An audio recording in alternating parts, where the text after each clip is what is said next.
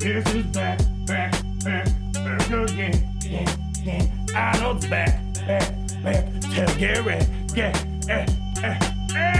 we're back, ladies and gentlemen. Yes. It may seem like I was never gone, but I was with you in spirit the past week while in Disney World. Woo! So a couple of things happened when I was gone, which gives me a lot of fun stuff to do now that I'm back at home. But I want to start off my conversation today with what we got going on with these new characters right here. Yes, I know there's some other posts and other things I have to talk about, but we're going to get to that in another video because this is the freshest thing off the press just a few hours ago. Ki-Adi-Mundi finally added. So we got a kit reveal for this guy. He looks to be a lot of fun, man. But you can tell we're missing some Galactic Republic and Jedi stuff, and I do have some more information on the whole Mace Windu thing. Again, a video coming on that soon. We know that the Mace Windu rework was originally planned to happen, but for some reason it got delayed / canceled for this major Clone Wars era content that we're wrapping up with the Republic offensive territory battle and ARC Trooper as well. I will be live streaming unlocking, buying, and testing out the ARC Trooper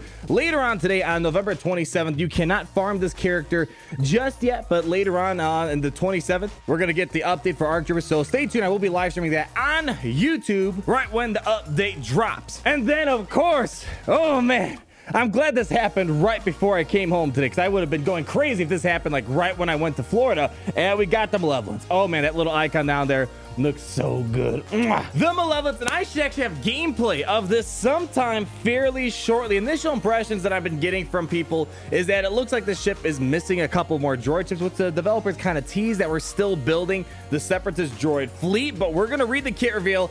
It looks great, the capital ship itself, but I think it is missing a few components to really take this to more of a negotiator or Akbar level fleet, it seems like. Now, before we do the kit reveals for the Malevolence as well as Ki-Adi-Mundi, I want to talk about a Plo Koon buff, because the Ki-Adi-Mundi, as we were kind of told, and they say it themselves, he's meant to support a Galactic Republic Jedi team, but as we're going to talk about, it's kind of hard creating a Galactic Republic team, contrary to what they're saying, because all the Jedi are kind of needed for other things such as Padme, Jedi Knight Revan, etc. But one thing that might be nice here, because we were expecting a Jedi Council tag or Jedi Council rework thing going on here, we did get a minor buff to Plo Koon, where now his basic is very much like Darth Nihilus. Before, it wasn't really a very consistent mechanic. Now it's a lot better, because now with this minor buff Plo Koon got, he's going to be able to dispel all buffs on the enemy at all ability levels. So right, even at level 1, you're able to dispel with the basic. But so now it reads deal physical damage to target enemy and dispel all buffs, and if an effect is dispelled, Plo Koon gains defense up for 3 turns. And additionally,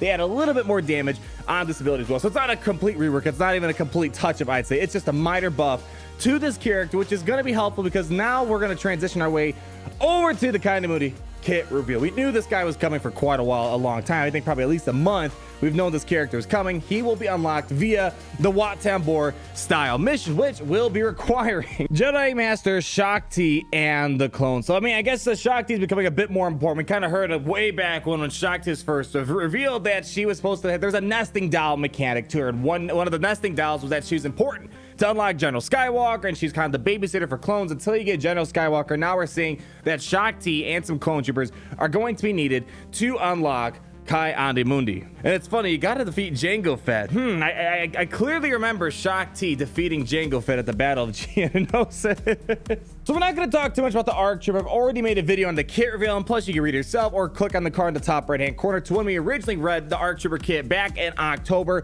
He's supposed to replace Ahsoka Tano, long story short, and I am gonna kind of miss, the only thing I'm gonna miss from Ahsoka is when you're using a special ability, she comes to assist and dispels buffs with her basic attack. That will be something I miss, because that's important for quickly removing taunts off Sith Trooper, for example. So I was really hoping for a Jedi Council tag. We're not getting it, but he is an attacker, and I love the transitions and animation stance changes and just the kit itself between Ataru and Makashi.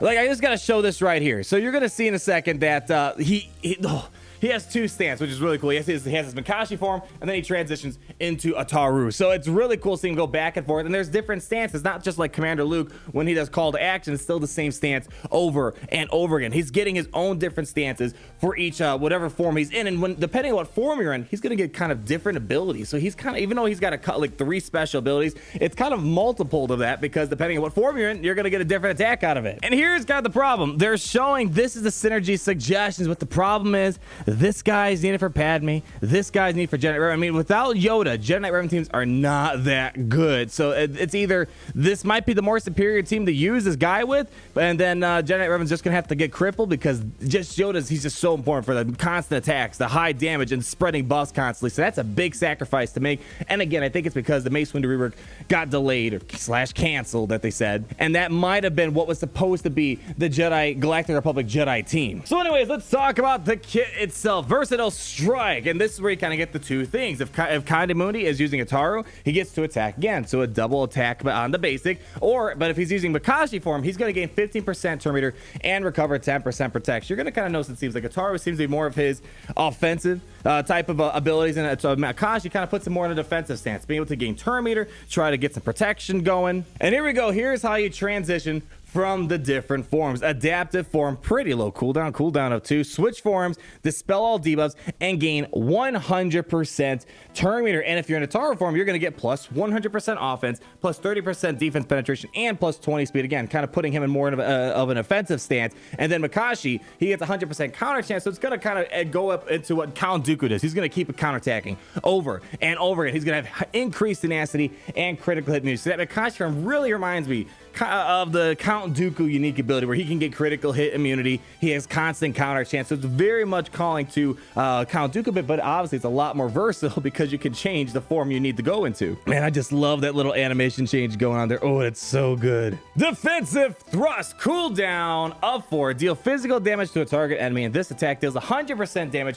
for each Galactic Republic Jedi ally. That is why you want a full Galactic Republic Jedi team. I mean, we can't see the damage numbers, obviously, but I'm assuming it's going to be pretty good. So the more Galactic Republic Jedi you have, the better it is. And his unique ability provides a lot more offense as well. He's kind of got a mini leader ability. Even though he's not a leader, his unique abilities do provide some nice bonuses for his Jedi. And then if he's in a Ataru form and this ability defeats an enemy, he gets to reset all of his cooldowns all over again. So technically, he can have kind of like a Darth Maul thing where he just kind of just keeps finishing off a character, because he can potentially keep using decisive thrust each and every single time. But if he's in Makashi form, he's going to dispel all debuffs on Galactic Republic Jedi allies, and they gain 25% turn meter. So a mass cleanse and mass turn meter. That's some of the better mechanics in this game. You want cleansing and turn meter. Boom, you got it right here, which makes you think this character is not really going to fit too well. I mean, you probably can find some ways to use him with Padme Amidala, but the problem with Padme Amidala is that you can't give turn meter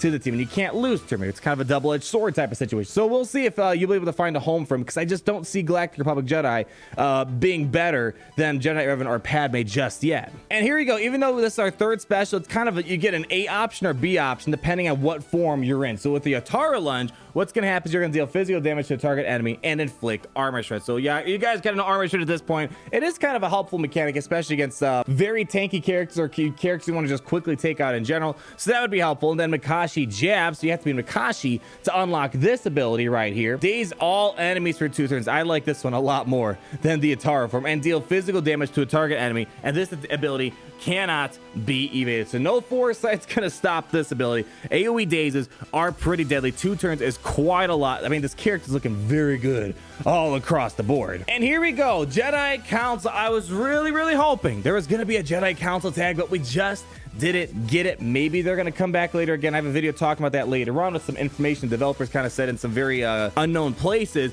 At the start of the battle, which does require Zeta, if all allies are Galactic Republic Jedi, they have plus 30 speed, plus 40% max health, and plus 20% offense. So you need to have an all Galactic Republic Jedi team. So if you put this in Padme, it seems like it's just gonna fall flat. And then Galactic Republic Jedi allies with a support or healer role have additional offense equal to 10% of their max health. So this should help characters like Barriss, who are generally not major damage dealers, especially Barriss herself. But if you're in that healer role or support, kind of like Barriss herself, this should help her out probably the most. Luminara, Barriss, it's gonna be hard to say. So because those characters you want to max out on health as much as possible, especially Barriss, so that way they're gonna do some more damage. We'll have to see how that translates. So this might help make the versatility of Galactic Republic Jedi kind of come to light, because right now, the way that the Galactic Republic Jedi are, there's not many in the game. Mace Windu, Plo Koon, Yoda and Kenobi are kind of taken away. Anakin's obviously taken away. So we'll have to see how this helps, because this might be what makes you a decent Galactic Republic Jedi team. This might bring characters like Luminara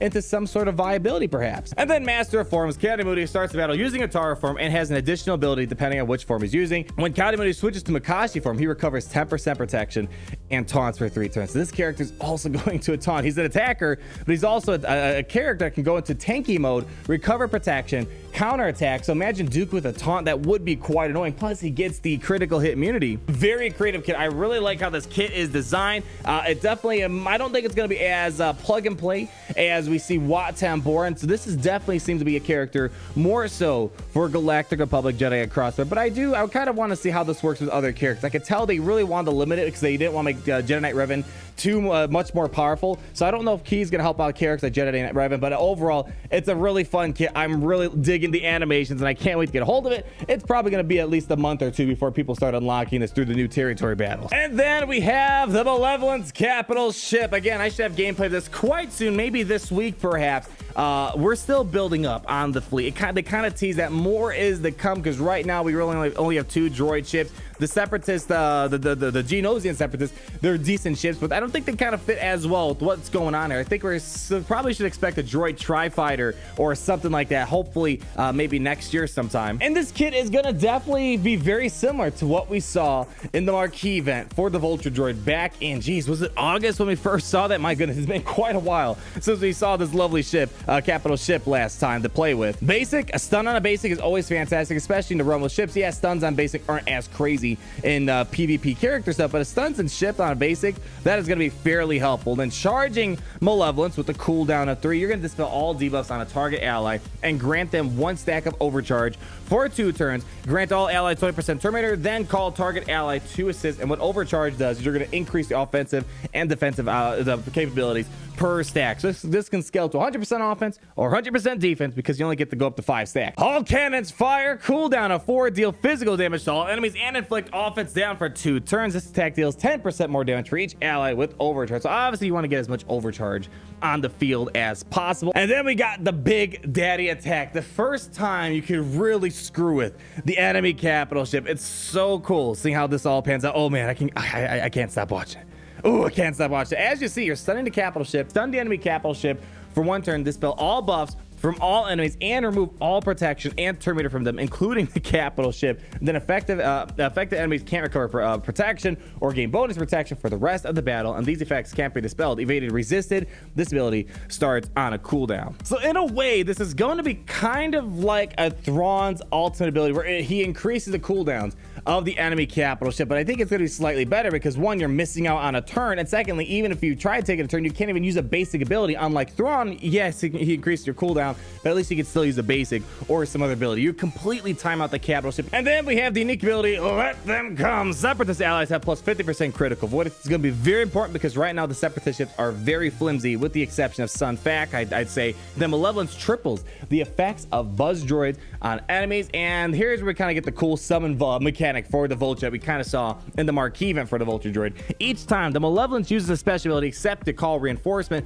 it summons a Vulture droid, and if there is an available slot on the battlefield. So if you already have 5 ships, you can't just call in another Vulture droid, fill in a 6 slot, fill in a 7 slot, 8 slot, 5 ships. So you have four ships, you can call in another Vulture droid into the 5th slot. Malevolence gains 30% Terminator whenever an allied Vulture droid is defeated. That's a big chunk of Terminator to quickly try to get to fire the ion cannon. And then whenever another Separatist or droid ally uses a basic ability, they gain a stack of overcharge for 2 turns if an ally already has overcharge. And then the reinforcement ability, you gain overcharge for 2 turns. So obviously this seems like a glass cannon type of team with pretty low survivability. The impression I've been getting from people who already got the ship, yes, people have been hoarding hard, as I've been recommending for a while, and they're able to get a 5-6 star Malevolence pretty much instantly, day 1, right now as we're speaking. And I think their biggest problem, they say, is that it's a flimsy team and it's difficult to get around Bosk. What a surprise, Bosk still being an annoying ship in the game. Of course, these are all initial impressions I'm getting, that I'm seeing from footage people sending me. I'm gonna be able to test it myself hopefully in the next couple days here, and I will be giving you my thoughts on the capital ship. Overall, it's just nice that we're starting to get a couple more capital ships, except Akbar. We're probably going to enter an era where it's going to be Akbar, Malevolence, Negotiator, and we know that there's more capital ships coming fairly soon. I'm guessing First Order probably. So hopefully ship starts getting better. We'll have to wait and see. But ladies and gentlemen, it's great to be back. Great to be back in my command station right here. A lot of great videos coming your way, and I'm excited to be testing out all this new stuff with you in the next upcoming days. Again, ARC Trooper, it's fun tomorrow, November 27th. Hope you guys are there. Like the video if you enjoyed it. Comment down below and subscribe so you're not missing a thing. And I'll talk to all the lovely people in the next video. Peace out, everyone.